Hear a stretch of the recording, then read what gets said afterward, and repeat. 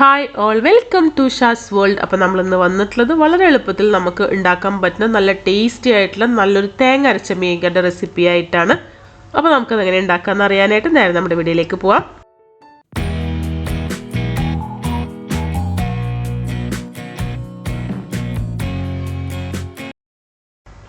അപ്പോൾ ഞാനിപ്പോൾ ആദ്യം തന്നെ മിക്സർ ജാറിലേക്ക് 1 കപ്പ് തേങ്ങ ചിരവിയത് ഇട്ട് കൊടുക്കുന്നുണ്ട്.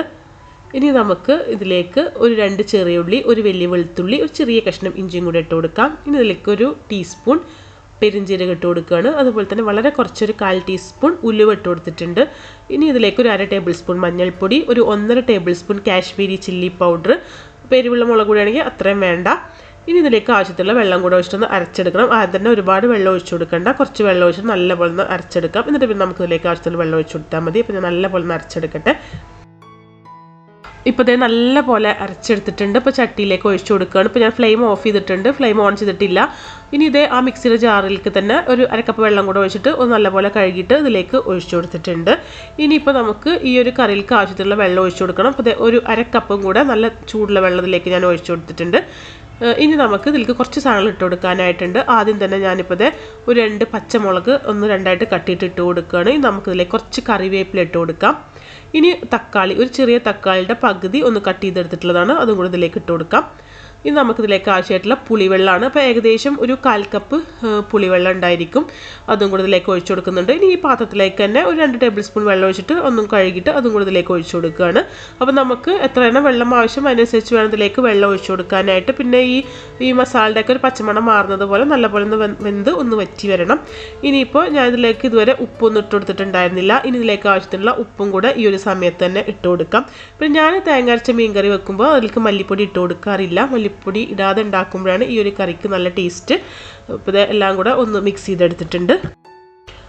അപ്പോൾ ഇപ്പോൾ ഞാൻ ഫ്ലെയിം ഓൺ ചെയ്തിട്ടുണ്ട്. എന്നിട്ട് ഇതുപോലെ ഒന്ന് പകുതി ഒന്ന് അടച്ചിട്ട് വെച്ച് കൊടുക്കുകയാണ്. ഇനി നല്ലപോലെ കറി ഒന്ന് തിളച്ച് ഒന്ന് വറ്റി വരണം.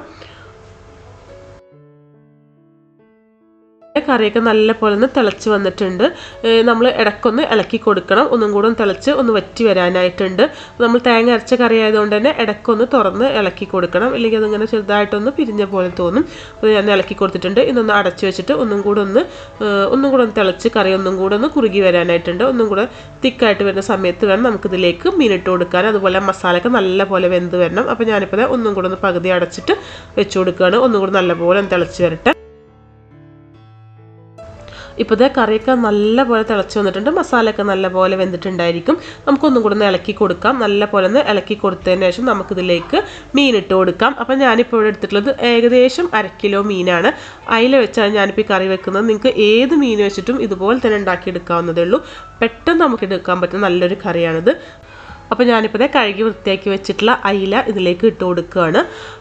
പിന്നെ ഇപ്പോൾ നമ്മുടെ വീഡിയോ കണ്ടുകൊണ്ടിരിക്കുന്ന ആരെങ്കിലും നമ്മുടെ ചാനൽ ഇതുവരെ സബ്സ്ക്രൈബ് ചെയ്തിട്ടില്ല എന്നുണ്ടെങ്കിൽ നിങ്ങളിപ്പോൾ തന്നെ സബ്സ്ക്രൈബ് ചെയ്യും കേട്ടോ. അതുപോലെ തന്നെ നിങ്ങൾക്ക് നമ്മുടെ റെസിപ്പീസൊക്കെ ഇഷ്ടപ്പെടുകയാണെങ്കിൽ നിങ്ങളൊന്ന് ലൈക്ക് ചെയ്യുക, ഷെയർ ചെയ്യുക, നിങ്ങളുടെ അഭിപ്രായങ്ങളൊക്കെ നമ്മുടെ കമൻറ്റ് ബോക്സിൽ ഒന്ന് എഴുതി അറിയിക്കുകയും കൂടി ചെയ്യുക. അപ്പോൾ ഞാനിപ്പോൾ ഇതിലേക്ക് മീൻ ഇട്ട് കൊടുത്തിട്ടുണ്ട്. ഇനി നമ്മൾ ഒന്ന് പതുക്കെ ഒന്ന് ചട്ടി ഒന്ന് ചുറ്റിച്ചു കൊടുക്കണം. ഈ ഒരു സമയത്ത് നമ്മൾ ഒരുപാട് കൈയിട്ട് ഇളക്കി കൊടുക്കരുത്, മീൻ ചിലപ്പോൾ പൊട്ടിപ്പോവും. അപ്പോൾ പതുക്കെ ഞാൻ ഈ ചട്ടി ഇതുപോലെ ഒന്ന് ചുറ്റിച്ചു കൊടുക്കുകയാണ്, ആ മീനിൻ്റെ എല്ലാ ഭാഗത്തേക്കൊക്കെ കറിയൊന്ന് ആവാനായിട്ടാണ്. എന്നിട്ട് വീണ്ടും ഇതൊന്ന് അടച്ചു വെച്ചിട്ട് നമുക്കൊന്ന് കുക്ക് ചെയ്തെടുക്കാം. മീനൊന്ന് വെന്ത് വരട്ടെ. ഇപ്പോൾ ഒരു 4-5 മിനിറ്റ് കഴിഞ്ഞപ്പോൾ ഞാൻ തുറന്നിട്ട് ഒന്നും കൂടെ ചുറ്റിച്ചെടുത്തിട്ടുണ്ട്. മീനൊക്കെ നല്ലപോലെ വെന്ത് വന്നിട്ടുണ്ട്. ഇനി നമുക്ക് ഫ്ലെയിം ഓഫ് ചെയ്തിട്ട് നല്ലപോലെ അടച്ചു വെച്ച് കൊടുക്കാം. ഇനിയിപ്പോൾ കറി ഒന്ന് വറവിടാനായിട്ട് ഞാൻ ചെറിയൊരു പാൻ അടുപ്പത്ത് വെച്ചിട്ട് അതിലേക്ക് 2 ടേബിൾ സ്പൂൺ വെളിച്ചെണ്ണ ഒഴിച്ചു കൊടുത്തിട്ടുണ്ട്.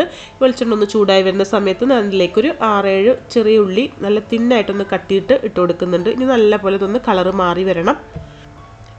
ഇപ്പോൾ ഉള്ളിയൊക്കെ ഒന്ന് കളറ് മാറി വരുന്നുണ്ട്. അപ്പോൾ ഈ ഒരു സമയത്ത് നമുക്കിതിലേക്ക് കുറച്ച് കറിവേപ്പില ഇട്ട് കൊടുക്കാം. ഉള്ളി കരിഞ്ഞു പോകരുത് കേട്ടോ എപ്പോഴും. കറിവേപ്പില ഇട്ട് കൊടുക്കുക. ഇനി ഇതിലേക്ക് ഒരു 2 നുള്ള് കാശ്മീരി ചില്ലി പൗഡർ കൂടി ഇട്ട് കൊടുക്കണം, കറിക്കൊരു കളർ കിട്ടാനാണ്. അപ്പോൾ ഞാൻ ഫ്ലെയിം ഓഫ് ചെയ്തിട്ടുണ്ട്. ഓഫ് ചെയ്തതിന് ശേഷം മുളക് പൊടി ഇട്ട് കൊടുക്കുകയാണ് നല്ലത്. ആ ഒരു ചൂടിക്കിടന്ന് തന്നെ അത് കുക്കായിക്കോളും. ഒന്ന് ഇളക്കി കൊടുക്കാം. ഇനി നമുക്കിത് നമ്മൾ റെഡിയാക്കി വെച്ചിട്ടുള്ള ആ ഒരു കറിയിലേക്ക് ഒഴിച്ചു കൊടുക്കണം. ഈ ഒരു ചെറിയ ഉള്ളിലേക്ക് ഒന്ന് വറവിട്ട് ഒഴിക്കുമ്പോഴാണ് കറിക്ക് നല്ലൊരു മണം കിട്ടുന്നത്. അപ്പോൾ ഞാൻ ഈ കറിയിലേക്ക് ഒഴിച്ചു കൊടുക്കുകയാണ്. ഒഴിച്ചു കൊടുത്തതിന് ശേഷം നമുക്ക് വീണ്ടും ഇത് അടച്ച് വെച്ച് കൊടുക്കാം.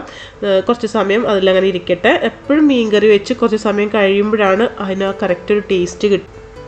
ഇപ്പോൾ ഇത് ഞാൻ ഈ കറി ഒന്ന് കുറച്ച് സമയം കഴിഞ്ഞതിന് ശേഷം തുറന്ന് നോക്കുകയാണെങ്കിൽ നമുക്കിത് പതുക്കെ ഒന്ന് ഇളക്കി കൊടുക്കാം. ഇതിങ്ങനെ തുറക്കുമ്പോൾ തന്നെ നല്ലൊരു ഉള്ളിയുടെ ഒക്കെ ഒരു മണം വരും. ഒന്ന് മിക്സ് ചെയ്തെടുക്കാം. ഇതൊന്ന് മിക്സ് ചെയ്തെടുക്കുമ്പോഴാണ് കറി നല്ല കറക്റ്റ് പാകത്തിനായിട്ട് നമുക്ക് കിട്ടുക.